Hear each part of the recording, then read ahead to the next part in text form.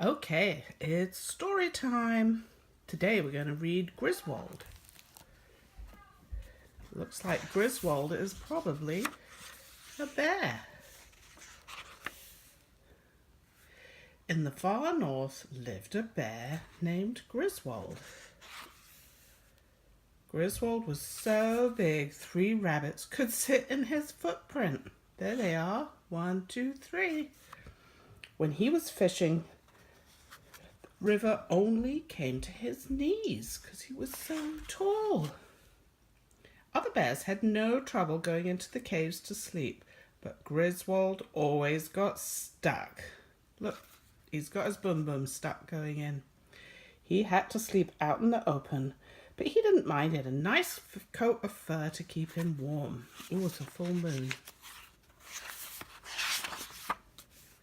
No other animals dare wake him. One morning there was a loud noise in the forest and all the bears ran away. Grizzwold went to see what it was, and he saw men chopping down trees. "Timber!" they shouted. "What's the big idea?" asked Grizzwold. "What are you doing to my forest?" "Oh, we're sorry," said the men. "We had to send these logs down the river to the mill. They will be made into paper." "I can't live in a forest with no trees," said Grizzwold, and he went to look for a new place to live. "Do you know where there's a nice forest?" he asked the mountain goat. "You won't find one up here," said the mountain goat. "Do you know where there is a nice forest?" "You won't find one here," said the prairie wolf. Oh, Grizzwold's still looking for his forest. "Do you know where there's a nice forest?" he asked the desert lizard. "Oh, you're lost," said that little desert lizard. Oh, man, I can't turn to a page. There we go. Grizzwold looked until he saw houses.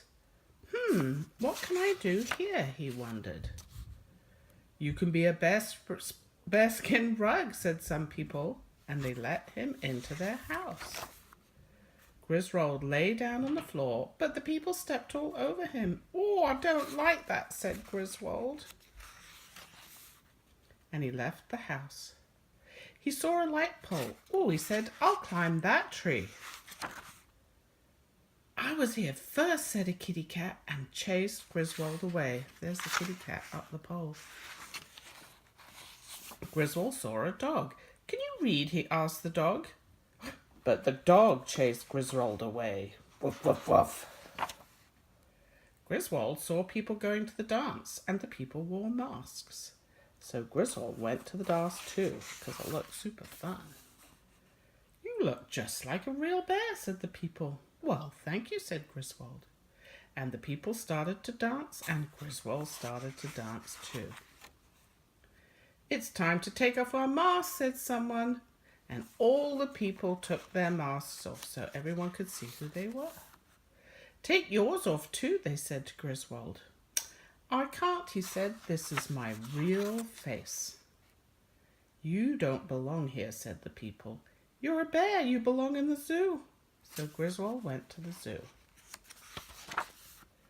The bears were begging for peanuts, and Grizzwold begged too.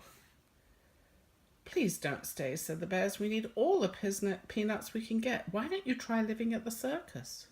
So Grizzwold went off to the circus. They put skates on him, and he went flop. They put him on a bicycle, and he went crash. They tried to make him stand on his head, but he couldn't do that either. Poor Grizzwold. "I guess it takes practice," he said. "It sure does," said the trained bears.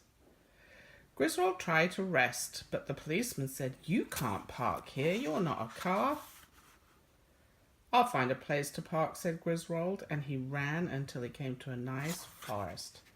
"Oh, I'm very glad to be here," he said. "We're very glad you're here too," said the hunters.